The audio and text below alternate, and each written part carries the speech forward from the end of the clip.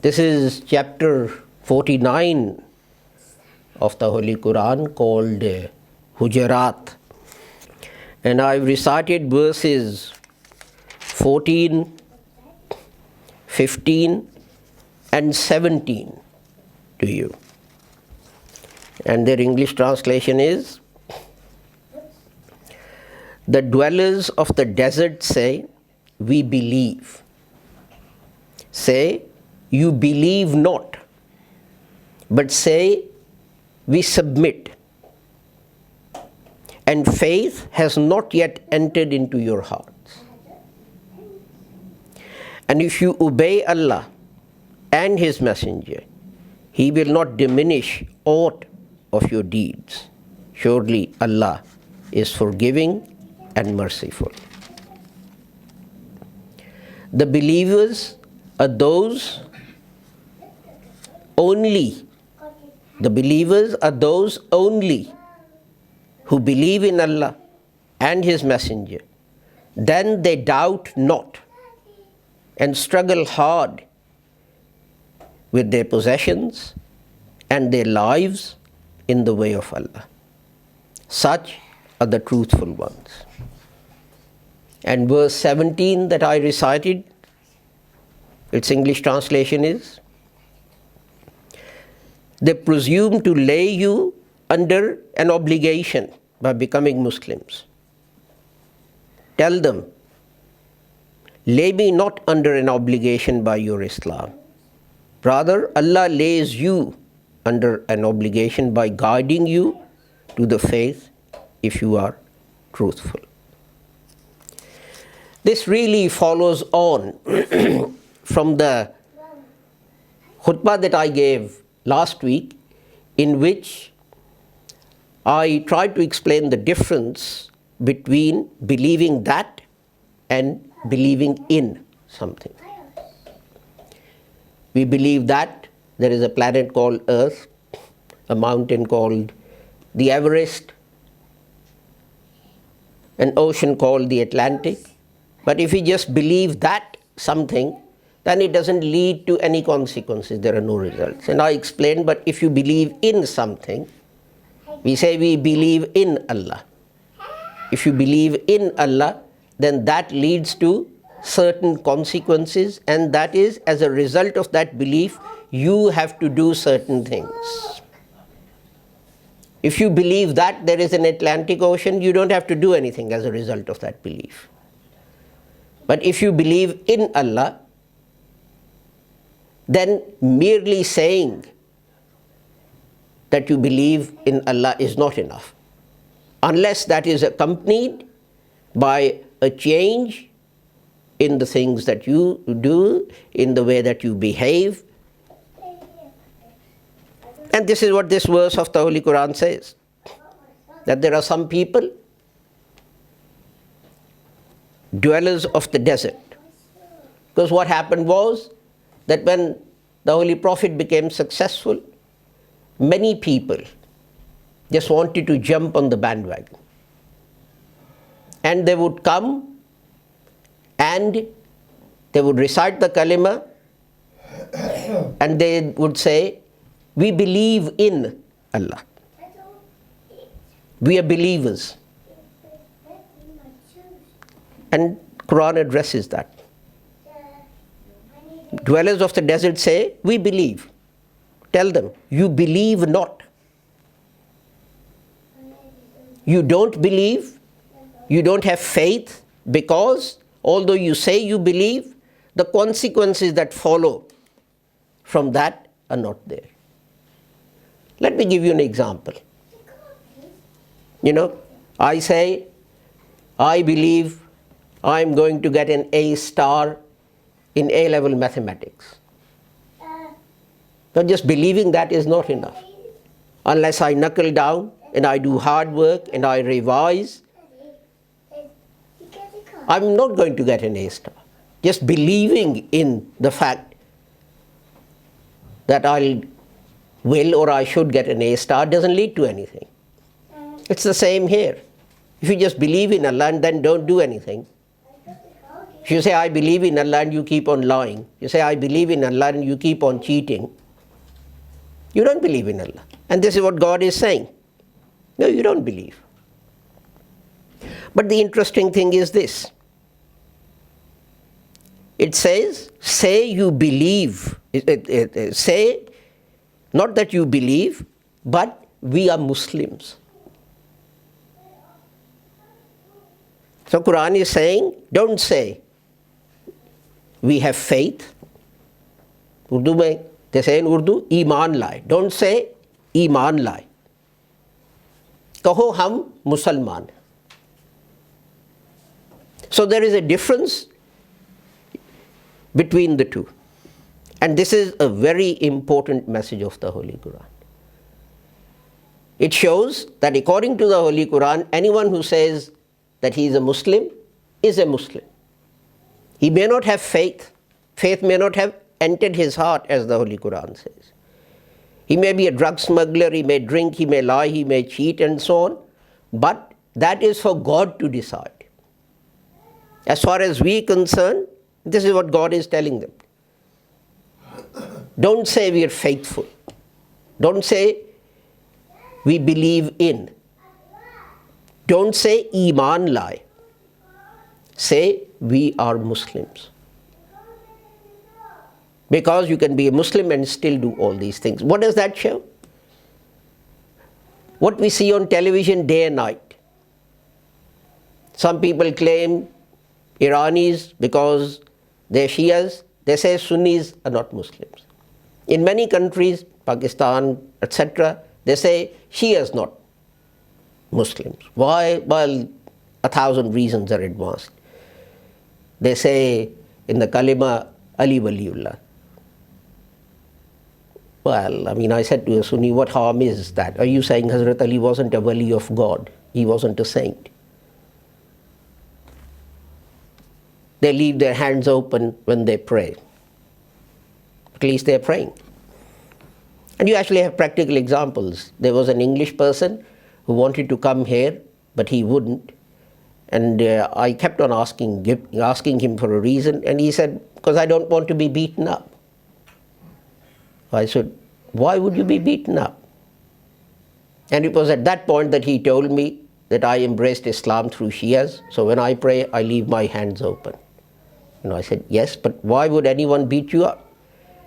And he said in the town where he lived, he used to pray at home.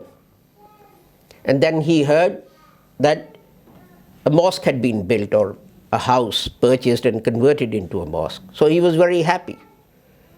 And he went there for his Friday prayers. And everyone was curious why a white person was there. And they kept looking at him when he started praying. And as he was praying, leaving his hands open, they started beating him up. So he said, why should I spend my time and money in coming to your mosque to get beaten up? And I said, no, it doesn't happen in our mosque. So he came once or twice, but he lived a long way. And after that he moved, and we haven't seen him since. And he was surprised that we didn't beat him up. And that's the sort of intolerance that this leads to when you say that you can only be a Muslim if you follow my interpretation of Islam. There were great Imams like Shafi and Ahmad ibn Hanbal. They disagreed on things, even down to some aspects of our salat. But they prayed with and behind each other. And when one Imam would go to the other's mosque, he would pray in the way that the Imam that was resident at that mosque would have prayed. And when questioned, they would say, this is out of respect for him. They didn't say he's not a Muslim and whatever have you. So this is a very important point that God is establishing, and that is that although faith may not have entered your heart, you may not have become a Muslim in eyes of God, but you are a Muslim because you say you are a Muslim. But then the next verse goes on to tell us who are the people in whose hearts Iman, faith has entered, who really believe, who believe in Allah. And it says, it's those who believe in Allah, believe in His messenger, and then they do not doubt. That's the first condition of being a true Muslim, that you do not doubt. All of us, when some little thing happens, why did God cause my leg to be broken? Why did I have this accident? Why didn't I get this promotion? Why didn't I get the grades to go into medicine or whatever big job that it is that we want our children to do? Why me? We can't know why me. Because God says later, Allah knows the unseen. He is the only one who knows. And sometimes what on the face of it appears to us to be good for us could in the long term actually be harmful. But because God knows the unseen and we don't, He is trying to protect us and we cannot see that. So the first thing is, they doubt not. You see, if you don't doubt in God's majesty and in His power, then what happens is that, as Hazrat Masih Maud said, hold your religion above your worldly interests and affairs. Then when this clash takes place, then because you don't have any doubt that the right thing to do is what your religion is telling you, you don't have any problem. Zahid on Sunday mentioned an example from the life of Hazrat Maulana Abdul Haq Vidyarthi, where he said that if as a Muslim he goes and gives false evidence in court to support his own children, then does it mean that he doesn't recognize all other Muslims as his children? As Muslims, we are brothers. So if that brother gives false witness against that one to support his brother, because they're physically related, what does that mean? That means that the person that you damaged by giving evidence is not your brother.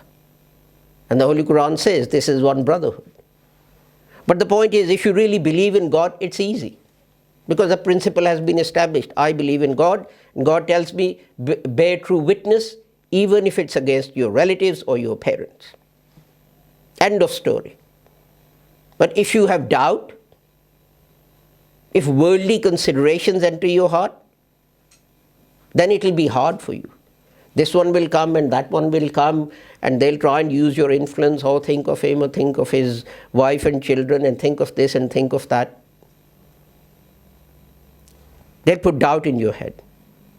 But if your head, if your mind and your heart are free of this doubt, then you won't do it. And next, and struggle hard with their possessions, with their wealth.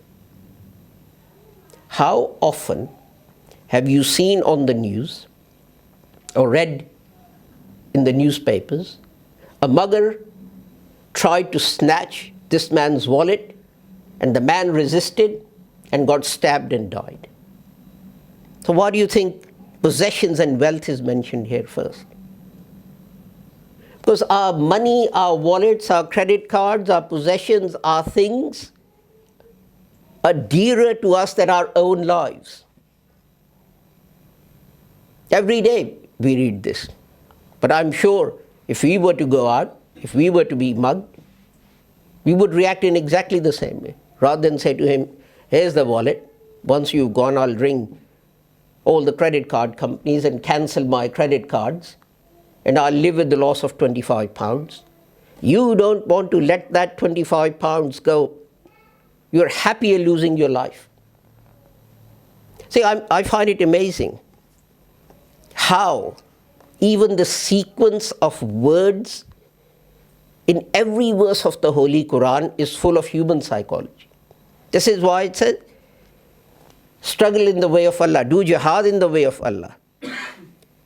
Jahadu, struggle hard, carry on a jihad with your money. And then it says, and your lives. One meaning can be you go out and fight and so on, this is true. But conducting a jihad with your lives also means two other things. The first example I gave you, when you have to bear witness and by speaking the truth, you will harm yourself, do that. This is conducting a jihad in the way of Allah with your life. You know what you're saying is going to harm you and hurt you, but you speak the truth. You don't lie. People say, oh, the little white lie and so on, wouldn't matter and so on. They use the same argument, if you legalize soft drugs, people won't go on to hard drugs and so on. But that's not the topic for today. And again, we've seen people who've struggled hard in the way of Allah, such as Hazrat Masih Maud, such as Hazrat Maulana Muhammad Ali, such as Hazrat Khwaja Kamaluddin, such as, the list is a long one, such as our present Amir. He was a medical doctor, he worked in a university, he had his own private practice. He gave it all up to become our Amir. How much salary do you think he gets? Doesn't get any salary. He has one house, a modest house, in which he lives, and that's it. He uses his own car, he puts his own petrol in. This is the people who give up their worldly benefit for the sake of doing God's work. I'm sure if he worked, he could be earning, $250,000 rupees a month or 200,000 rupees a month. And yet, this man is living off his savings. These are the people who struggle hard who are doing jihad for Allah, fi sabilillah, with their lives. And then it's stressed, such are the truthful. Truth is stressed over and over again in the Holy Quran. Such are the truth. These are the people. So God says, you recite the kalima, you become a Muslim, but you don't become a mu'min. You don't become someone in whose heart Iman has taken place. If that is to happen, then you have to fulfill these conditions. Believe in Allah, believe in His Messenger, no doubt about the message brought by the Holy Prophet or God's majesty. And then you struggle hard with your resources, and that includes your intelligence, your knowledge, your strength, any other faculties that you have, and their lives in the way of Allah. And of course, towards the end, the verse 17 that I recited, and this happens to us, that people think that they're doing us some kind of a favor by reciting the kalima or by joining the Jamaat and becoming Ahmadis. Tell them, don't do me any favors. You don't have to do me any favors. God will still be there whether you believe in Him or not. I will still be His prophet whether you believe Him, believe me or not. Hazrat Mirza Ghulam Ahmad Sahib will still be the promised Messiah and Mahdi, whether you accept him or not, whether you abuse him or not, or whatever you do. So God says, don't do me any favors. Don't do the Prophet any favor. It's the other way around. God has done you a favor by showing you the right path. God did me a favor because I was born in an Ahmadi family. And the first books I read, the English translations and the Urdu translation and so on, were by our own Jamaat. Then much later, when I needed to do a comparative study and I read the translations and commentaries by non-Ahmadis, I was grateful that I hadn't read them initially. Because I would have gone away from Islam. I would have said, this is nonsense. This is patent nonsense. So God did me a favor. So what kind of a person would I be if I didn't repay that favor by struggling in His way? So you do me a favor. You do me a favor. Okay?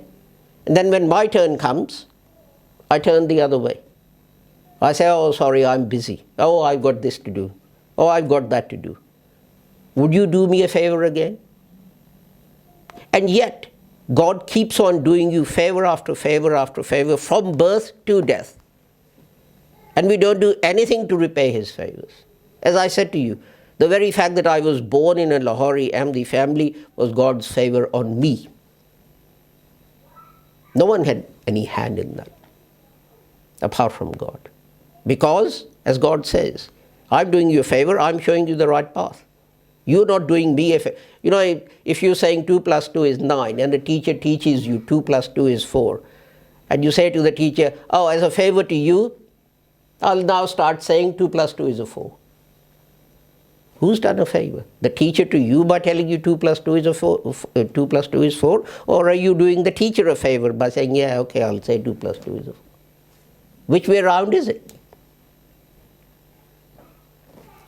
This is, I guess, a continuation of the khutbah I gave last week, which said there's a difference between believe that and believe in. And this explains, if we are to say we believe in God, these are the things that we have to do. That everyone, in whatever condition and state they're in, they have to struggle in the way of Allah, in whatever way you can. There are people who can do it in different ways. There are people who can do it by writing books. There are people who can do it by helping a non-Muslim neighbor. All of this is struggling in the way of Allah. But most of all, we can do it by observing what God says. These are the truthful. There is no room in little lies or white lies in Islam.